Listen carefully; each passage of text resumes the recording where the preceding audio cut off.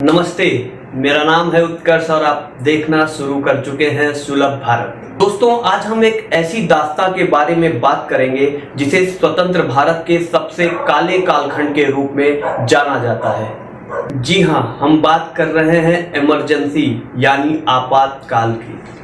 पर आज यहाँ बात ये नहीं होगी कि आपातकाल के दौरान क्या हुआ, कितने लोग जेल गए, जेल में कैसी यातनाएं सही, क्योंकि आपने पहले भी कई बार टीवी चैनलों के डिबेटों में या कई स्टोरीज में खूब सुना होगा और खूब जाना होगा इस दौरान क्या हुआ। बल्कि आज यहाँ बात होगी इलाहाबाद हाई कोर्ट के उस न्यायाधीश के फैसले के बारे में, जिसको बदलने के लिए तत्कालीन सत्ताधारी लोगों ने एड़ी से चोटी का जोर लगाया।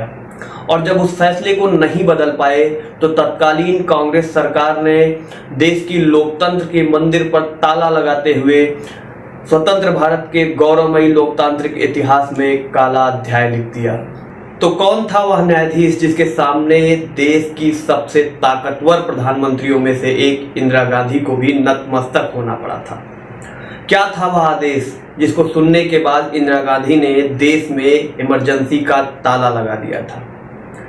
इसको जानने के लिए जुड़े रहिए अंत तक हमारे साथ। और अगर चैनल को अभी सब्सक्राइब नहीं किया है तो चैनल को सब्सक्राइब जरूर कर लें। तो इस पूरी कहानी की शुरुआत होती है 12 जून 1975।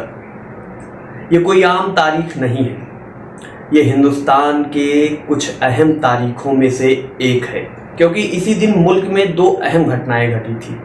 पहली तो ये कि आज़ादी के बाद से ही कांग्रेस का अभेद्य किला रहा गुजरात अब ढह गया था। गैर कांग्रेसी गुट, जिनको नवनिर्माण मोर्चा का नाम दिया गया था, मोरारजी देसाई के नेतृत्व में गुजरात विधानसभा चुनाव में बड़ी जीत हासिल किए थे। लेकिन एक दूसरी घटना थी जिसने पूरे मुल्क की राजनीति को एक नए मोड़ पर लाकर खड़ा कर दिया था। और दूसरी बड़ी घटना ये थी कि इलाहाबाद हाई कोर्ट ने प्रधानमंत्री इंदिरा गांधी को 1971 में संपन्न हुए आम चुनाव में गलत तरीका इस्तेमाल करने का दोषी करार दिया। और जस्टिस जगन मोहन लाल सिन्हा ने अपने ऐतिहासिक फैसले में श्रीमती इंदिरा गांधी को 3 आधार पर चुनाव में गलत तरीका इस्तेमाल करने, सरकारी मशीनरियों का दुरुपयोग करने और तय सीमा से अधिक पैसा खर्च करने का दोषी पाया और उनके रायबरेली निर्वाचन को रद्द करते हुए 6 साल चुनाव न लड़ने का फैसला सुनाया। अगर आपको याद हो तो थोड़ी देर पहले मैंने कहा था कि इंदिरा गांधी ने हाई कोर्ट के फैसले को बदलने के लिए एड़ी से चोटी का जोर लगा दिया था। मेरी इस बात को ठीक तरीके से समझने के लिए आपको थोड़ा पीछे जाना होगा। तो तारीख थी 3 जून और साल था 1973 का। इन दिनों हाई कोर्ट में राजनारायण की याचिका पर सुनवाई तेज हो चली थी और इसी बीच सुप्रीम कोर्ट के मुख्य न्यायाधीश की नियुक्ति का समय आ गया था। इंदिरा गांधी ने 3 जजों की वरिष्ठता को दरकिनार करते हुए अपने सबसे करीबी रहे जस्टिस रे को सुप्रीम कोर्ट का मुख्य न्यायाधीश नियुक्त किया, केवल इसलिए कि अगर हाई कोर्ट का फैसला उनके खिलाफ आता है तो उस पर रोक लगवाने में सुप्रीम कोर्ट में उनको किसी तरीके की समस्या का सामना नहीं करना पड़ेगा। जबकि उनके इस फैसले से तत्कालीन राष्ट्रपति वीवी गिरी जी खासा नाराज थे। के बाद तारीख आती है 11 जून 1975 की। श्रीमती इंदिरा गांधी के खिलाफ सुनवाई पूरी हो चुकी थी, फैसले का इंतजार हो रहा था। जस्टिस सिन्हा को फैसला सुनाना था।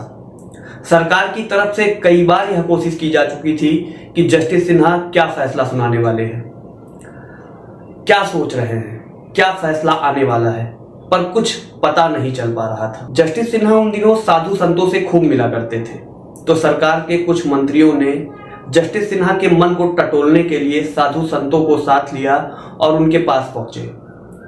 पर नतीजा जस का तस रहा, कुछ भी पता ना चल सका। जस्टिस सिन्हा ने गोपनीयता को ध्यान में रखते हुए फैसले के नतीजे को स्टेनो से टाइप करवा लिया, लेकिन ऑपरेटिव पार्ट को रहने दिया। उसे उन्होंने खुद अपने हाथों से लिखा, जिसे 12 जून तकरीबन 11 सवा 11 बजे उन्होंने अपनी कोर्ट में पढ़ा, फैसला सुनाया जिसके बाद इस देश की सबसे ताकतवर प्रधानमंत्री की राजनीतिक जमी हिल गई। इस फैसले के आने के बाद केंद्रीय सरकार ने जस्टिस रे की तरफ रुख किया, यानी सुप्रीम कोर्ट की तरफ। लेकिन विपक्षी दलों के दबाव में सुप्रीम कोर्ट इस फैसले को बदल ना सकी और इसके बाद की कहानी इस देश पर इमरजेंसी का ताला लगा दिया गया।